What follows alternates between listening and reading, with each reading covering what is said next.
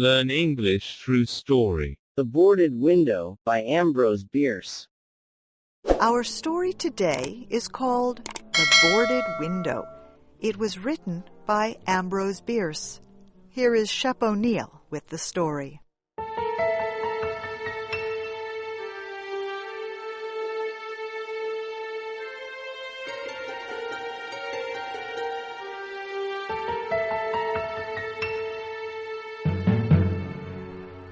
In 1830, only a few miles away from what is now the great city of Cincinnati, Ohio, lay a huge and almost endless forest.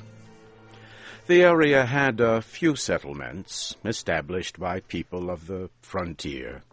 Many of them had already left the area for settlements further to the west, but among those remaining was a man who had been one of the first people to arrive there.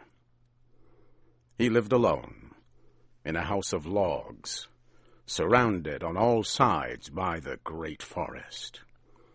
He seemed a part of the darkness and silence of the forest, for no one had ever known him to smile or speak an unnecessary word. His simple needs were supplied by selling or trading the skins of wild animals in the town. His little log house had a single door. Directly opposite was a window. The window was boarded up. No one could remember a time when it was not, and no one knew why it had been closed. I imagine there are few people living today who ever knew the secret of that window, but I am one, as you shall see. The man's name was said to be Murlock. He appeared to be 70 years old, but he was really 50. Something other than years had been the cause of his aging. His hair and long, full beard were white. His gray, lifeless eyes were sunken. His face was wrinkled. He was tall and thin, with drooping shoulders, like someone with many problems. I never saw him. These details I learned from my grandfather. He told me the man's story when I was a boy. He had known him when living nearby in that early day. One day, Murlock was found in his cabin, dead. It was not a time and place for medical examiners and newspapers. I suppose it was agreed that he had died from natural causes, or I should have been told and should remember. I know only that the body was buried near the cabin, next to the burial place of his wife. She had died so many years before him that local tradition noted very little of her existence. That closes the final part of this true story, except for the incident that followed many years later. With a fearless spirit, I went to the place and got close enough to the ruined cabin to throw a stone against it. I ran away to avoid the ghost which every well-informed boy in the area knew haunted the spot. But there is an earlier part to this story, supplied by my grandfather.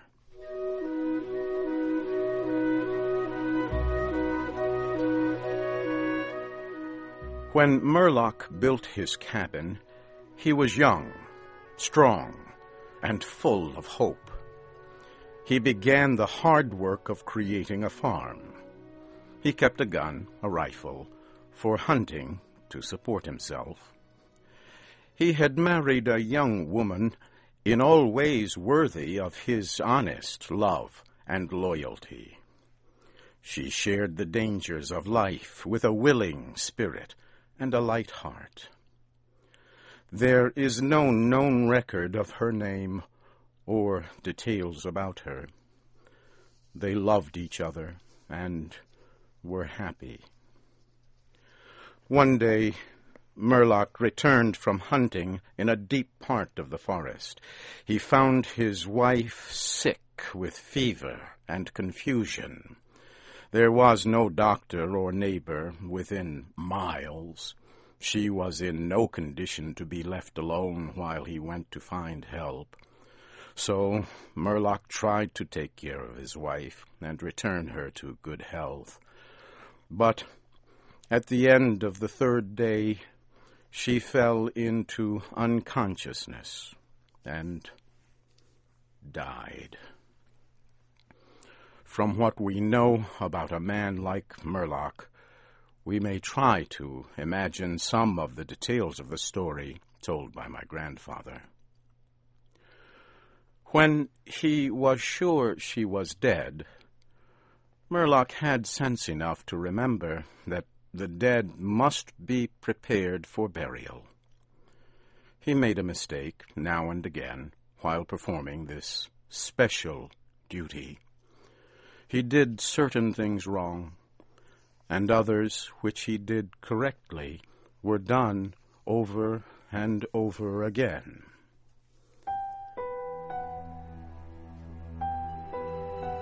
He was surprised that he did not cry, surprised and a little ashamed. Surely it is unkind not to cry for the dead. "Tomorrow," he said out loud, "I shall have to make the coffin and dig the grave, and then I shall miss her when she is no longer in sight. But now, she is dead, of course. But it is all right. It must be all right somehow. Things cannot be as bad as they seem." He stood over the body of his wife in the disappearing light. He fixed the hair and made finishing touches to the rest. He did all of this without thinking, but with care. And still through his mind ran a feeling that all was right, that he should have her again as before, and everything would be explained. Murlock had no experience in deep sadness. His heart could not contain it all. His imagination could not understand it. He did not know he was so hard struck. That knowledge would come later and never leave. Deep sadness is an artist of powers that affects people in different ways. To one it comes like the stroke of an arrow, shocking all the emotions to a sharper life. To another it comes as the blow of a crushing strike. We may believe Murlock to have been affected that way. Soon after he had finished his work, he sank into a chair by the side of the table upon which the body lay. He noted how white his wife's face looked in the deepening darkness. He laid his arms upon the table's edge and dropped his face into them, tearless and very sleepy. At that moment, a long screaming sound came in through the open window. It was like the cry of a lost child in the far deep of the darkening forest, but the man did not move. He heard that unearthly cry upon his failing sense, again and nearer than before. Maybe it was a wild animal, or maybe it was a dream, for Murlock was asleep.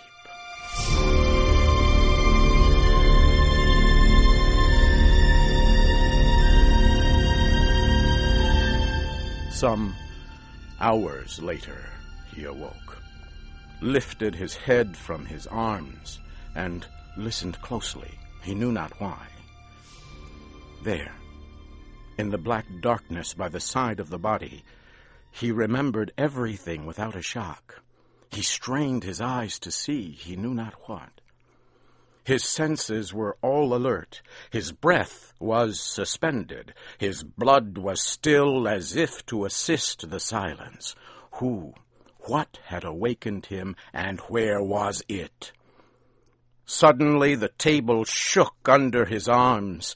At the same time he heard, or imagined he heard, a light, soft step, and then another. The sounds were as bare feet walking upon the floor. He was afraid beyond the power to cry out or move. He waited, there in the darkness, through what seemed like centuries of such fear. Fear as one may know, but yet live to tell. He tried, but failed to speak the dead woman's name. He tried, but failed to stretch his hand across the table to learn if she was there. His throat was powerless. His arms and hands were like lead. Then something most frightful happened. It seemed as if a heavy body was thrown against the table with a force that pushed against his chest. At the same time, he heard and felt the fall of something upon the floor. It was so violent a crash that the whole house shook. A fight followed, and a confusion of sounds impossible to describe. Murlock had risen to his feet. Extreme fear had caused him to lose control of his senses. He threw his hands upon the table. Nothing was there. There is a point at which fear may turn to insanity, and insanity incites to action. With no definite plan, and acting like a madman, Murlock ran quickly to the wall. He seized his loaded rifle, and without aim, fired it. The flash from the rifle hit the room with a clear brightness. He saw a huge, fierce panther dragging the dead woman toward the window. The wild animal's teeth were fixed on her throat. Then there was darkness, blacker than before, and silence.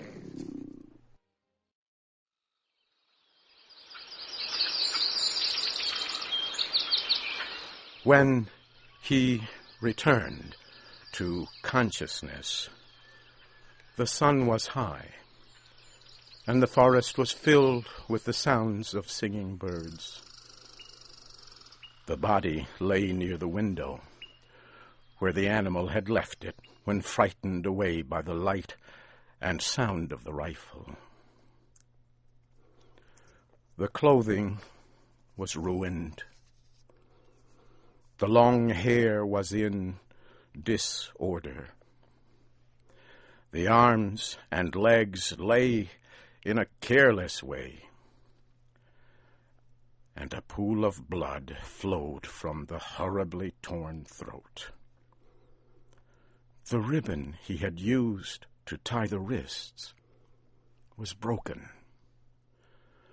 The hands were tightly closed, and between the teeth was a piece of the animal's ear.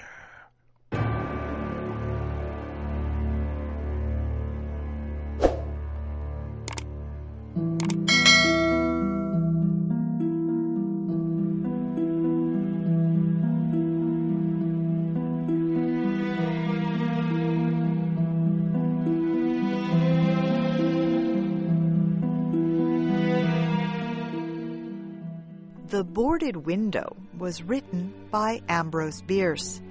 It was adapted for Special English by Lawan Davis, who was also the producer. The storyteller was Shep O'Neill.